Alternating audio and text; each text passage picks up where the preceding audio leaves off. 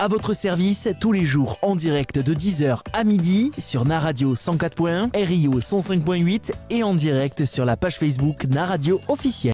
Naradio. À votre service, Yo Coach. Il est midi moins 20 sur la radio Tube Info. Merci de votre fidélité. Nous sommes ensemble jusqu'à midi. Une information de nos confrères du journal Sud-Ouest, Benjamin, concernant le débat qui suivra l'apparition de Johan que l'on vient de voir si vous nous suivez en vidéo sur Facebook, concernant le port du masque obligatoire à La Rochelle, puisqu'une recommandation du préfet, même une obligation du préfet qui dit que le maire de Royan doit faire machine arrière, pour reprendre le titre exact de Sud-Ouest. Et ça va plaire à énormément de nos auditeurs, puisque depuis qu'on a mis l'info, énormément de réactions, de commentaires sur cette info. On la rappelle, Patrick Marengo, le maire de Royan, avait pris un arrêté pour rendre obligatoire le port d'une protection nasale ou buccale. On a un débat qui arrivera en fin d'émission. Faut-il rendre le port d'une protection obligatoire en Charente-Maritime? Vous êtes déjà nombreux à voter, plus de 100 personnes, 65% de oui pour l'instant, donc on va suivre ça avec grand intérêt, mais tout de suite, je me retrousse les manches, je m'étire et je crois que tu accueilles Johan. Oui, effectivement. Alors, je sais pas. Salut, Johan. Salut. Alors, je sais pas. Tu es coiffé. Est-ce que vous m'entendez? Tu es coiffé ou c'est que t'es parti sur les chapeaux de roue ce matin? Après, c'est vrai que. Ah non, je suis coiffé, mais il y a un problème. Je crois que c'est le problème majeur du confinement, c'est le coiffeur. Ah oui, non, moi ça va. Oui. Ouais, je sais que toi t'es pas trop embêté là-dessus, mais alors c'est une catastrophe. Hein. Ah oui, Il y a une touffe. Hein. Ce n'est pas un renard, hein, ce sont les cheveux de Johan. Hein, on précise à nos auditeurs qui nous regardent en Facebook Live. Johan, j'ai essayé hier de coiffer mon fils, et apparemment c'était pas une grande réussite, donc je vais éviter de me le faire. Oui, bah écoute, on est d'accord. Ne touche à rien. Bon, c'est pas terrible, mais on fera mieux très vite.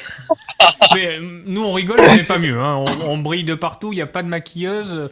C'est le confinement. On peut rien faire. Johan, on parlait des bons produits bio et du terroir tout à l'heure avec Cédric Auger de Paysans Bio de Dompierre-sur-Mer et Thierry Loisil, boucher à la Gorde de la boucherie de la Côte que nous avons eu. Ils nous expliquaient les livraisons, leur façon de procéder durant ce Covid-19 et cette période de confinement. Avec toi, on va se serrer la ceinture, si je puis dire. On va éviter de trop manger ou de mal manger parce que c'est pas bon pour le corps. Je dirais pas se serrer la ceinture. Déjà, je trouve ça extra ce que font tous les producteurs locaux et tout ce qui se passe autour pour éviter d'aller au maximum en grande surface. Vous avez un maximum de possibilités, comme de vous faire livrer à domicile sur tout un rayon de La Rochelle. Donc c'est déjà une très très bonne chose. Je pense que c'est confinement ou confinement, c'est la même chose. Il va falloir penser à vous faire plaisir, d'autant plus maintenant, mais se faire plaisir raisonnablement. Ça, c'est une des premières choses. Là, concrètement, il faut pas changer vos habitudes avec le confinement. Au contraire, il y a une notion, j'en parlerai en permanence, c'est la notion de plaisir. Cette notion-là est très, très importante. Il va falloir vous faire plaisir et manger quand vous en avez envie. Je dis pas qu'il va falloir grignoter toute la journée. Je dis pas qu'il va falloir manger n'importe quoi. Il faut se faire plaisir raisonnablement. Et pour ça, vous en avez parlé tout à l'heure, le plaisir de cuisiner, c'est l'une des premières étapes, même si je sais qu'il y en a qui supportent absolument pas de cuisiner. Ça va être l'occasion de trouver des petites choses à faire pour y trouver son compte, faire en sorte que ce confinement ne soit plus une corvée, faire en sorte que son confinement devienne un petit peu plus sympa, si je peux dire, parce qu'apparemment, on n'est pas prêt d'en terminer. Donc, autant que cela devienne sympa, profitez-en pour cuisiner des choses simples, des aliments simples. Tout ce dont vous avez parlé tout à l'heure, ce ne sont que des aliments simples.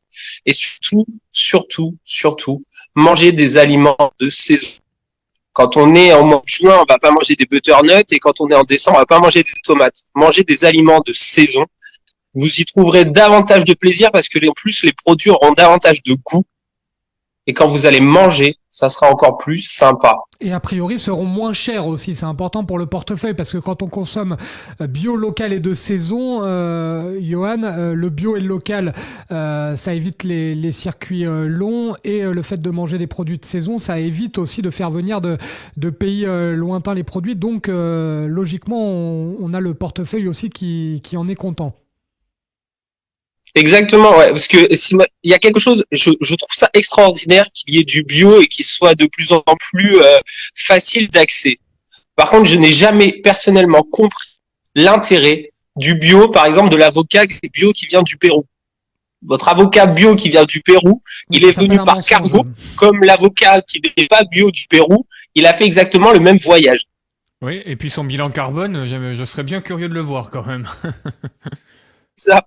Non, manger des produits de saison, d'autant que là, vous avez la chance d'avoir justement tout ce dont on parlait tout à l'heure, cet élan de, j'espère franchement que tout ce qui se met en place et tout ce qui se passe en ce moment avec le circuit court, que ça se poursuive après ce confinement. Il faut que ça continue à être encore plus facilement accessible pour que les gens y restent, que les gens y goûtent et surtout que les gens y trouvent leur compte. Mais Johan, depuis le début de la semaine, on n'arrête pas de dire que il y aura deux vies dans notre vie, c'est-à-dire qu'il y avait la vie avant le confinement et la vie après le confinement. C'est valable en termes d'économie, en termes d'entreprise, en termes de relations amoureuses, sentimentales et familiales. C'est également le cas pour notre rythme de vie, notre train de vie aussi. Et donc du coup, nos modes de vie. Notre mode de vie. S'il y a un problème, je trouve qu'il y a un problème en ce moment pour nous, et ça c'est la société qui veut ça, c'est que la majeure partie des personnes ne sont plus habituées à s'ennuyer. La majeure partie des personnes ne sont plus habituées à changer leurs habitudes, leur quotidien. Les personnes vont souvent, désolé du terme, mais râler, comme quoi ils n'arrivent pas à faire quelque chose, mais ils n'ont pas le temps de faire quelque chose. Mais si on regarde bien maintenant, ils râlent alors qu'on leur donne la possibilité de le faire. Mais en fait, ils râlent parce qu'ils se rendent compte que pour le faire, il va falloir bouger des habitudes de vie. Et ces petites habitudes-là, quand on est dans un certain confort sur lequel nous avons maintenant, il est compliqué de le bouger et de se trouver d'autres habitudes. Alors qu'il suffit, on parle souvent d'une habitude, par exemple pour boire, pour que boire devienne une habitude, on compte à peu près entre 3 et 4 semaines. Il faut 3 à 4 semaines, pendant 3 à 4 semaines, faire l'effort de boire, se donner cette habitude-là, se mettre des petits post-it de partout, mettre des bouteilles d'eau de partout, se donner au cerveau ce fait que boire doit devenir une habitude. On compte 3 à 4 semaines. Donc l'avantage, c'est que là, au bout des 4 semaines, les gens vont commencer à se dire, bah là, peut-être que je vais commencer à prendre le temps de lire, peut-être que je vais commencer à arrêter un petit peu de regarder la télé, je vais écouter la radio, peut-être que bah là, je vais pouvoir manger local et je vais arrêter d'aller au magasin, ou alors je vais aller au magasin pour acheter uniquement tout ce qui va être brosse à dents qui pousse pas dans les champs, ou tout ce qui peut être produit ménager, même si on peut se débrouiller à le faire soi-même. Mais il y a énormément de choses qu'on peut faire.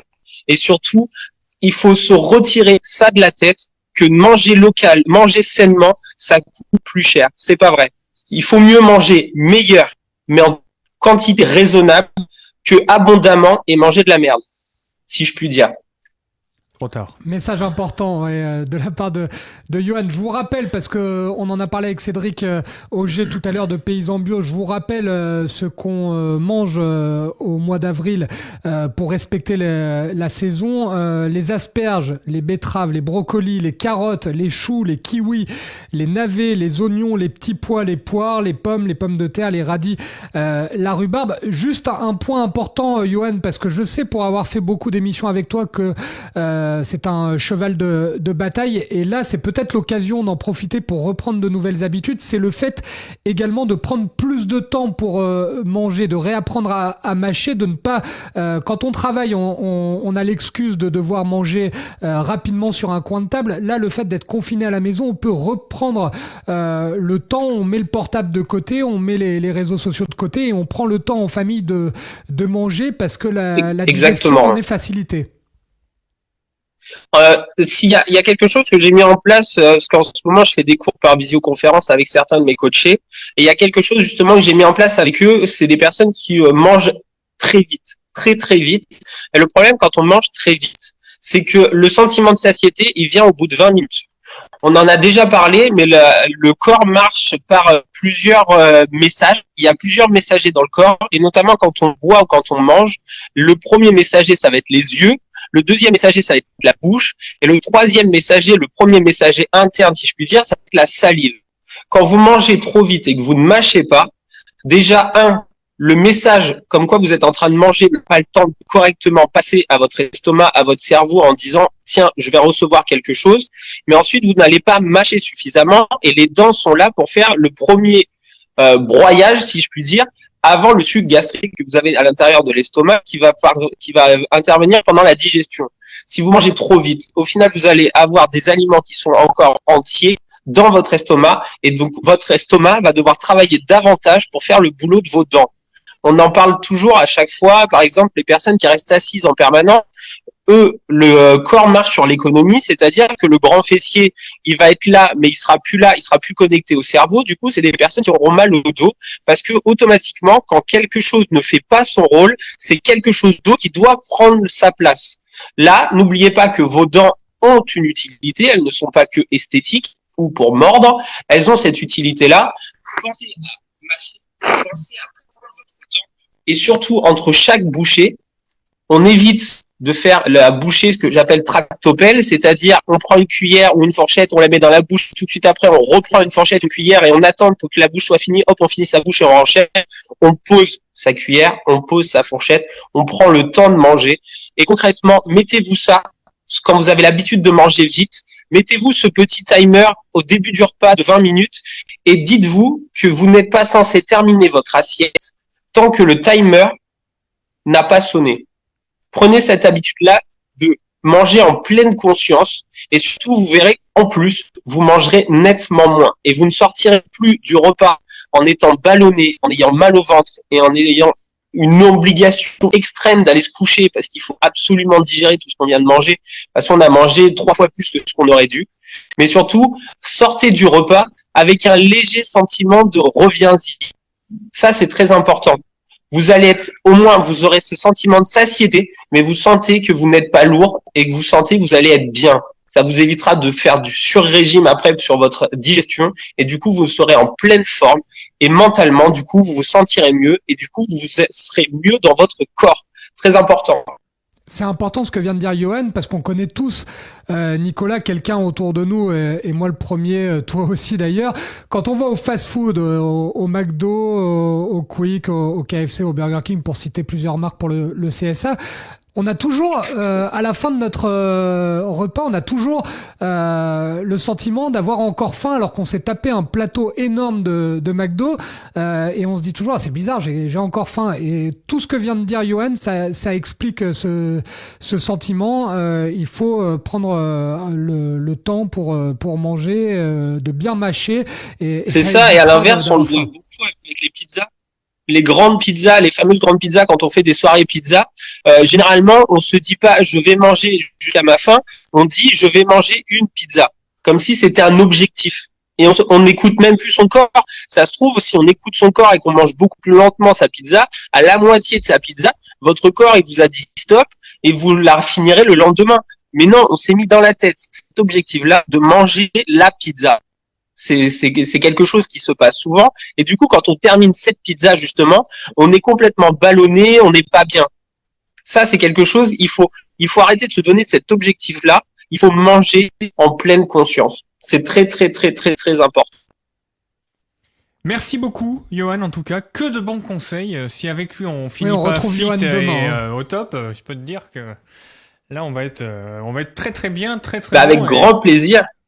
Alors demain, on va parler de quoi ? Vous avez déjà travaillé là-dessus tous les deux ? Oui, puisque ça a été décalé. Hier, on a eu Johan, on avait décalé le sujet de l'alimentation à aujourd'hui. Voilà pourquoi on n'est pas encore rentré dans le dur, dans le vif du sujet avec des séances de coaching à distance avec Johan. Mais dès demain, ne vous inquiétez pas, on va vous donner plein de petits conseils pour maintenir la forme physique avec Johan. Là, on a posé les bases. Maintenant, c'est sérieux. Là, on est en chemise aujourd'hui. Nicolas, mais demain on se met en tenue de sport. Exactement, et puis surtout... L'objectif, ce qui va être top, c'est de vous donner cette caisse à outils pour vous montrer que de faire du sport à domicile est à la portée de tous et n'est pas quelque chose d'infaisable, tout en vous donnant certains petits exercices, en vous donnant certains petits conseils, en vous adaptant 2-3 séances, en vous donnant un corps de séance où après, vous n'aurez plus qu'à bouger les exercices à l'intérieur. Vous allez voir qu'il est possible de faire beaucoup de choses chez vous et surtout de prendre soin de vous. Merci beaucoup en tout cas avec Merci, Johan Kervran. Je vous rappelle que c'est un coach que l'on peut solliciter, même si là il ne travaille pas. Mais vous pouvez le solliciter. Vous tapez Johan Kervran sur Google. Si vous voulez aussi, sur Google. Kervran sur Google. C'est un peu breton, ça, pour le coup. Si vous voulez aussi des séances de coaching coiffure avec Johan, il n'y a pas de problème. Ça, c'est l'après-midi, en revanche. C'est l'après-midi ou à partir de 20h. Merci beaucoup.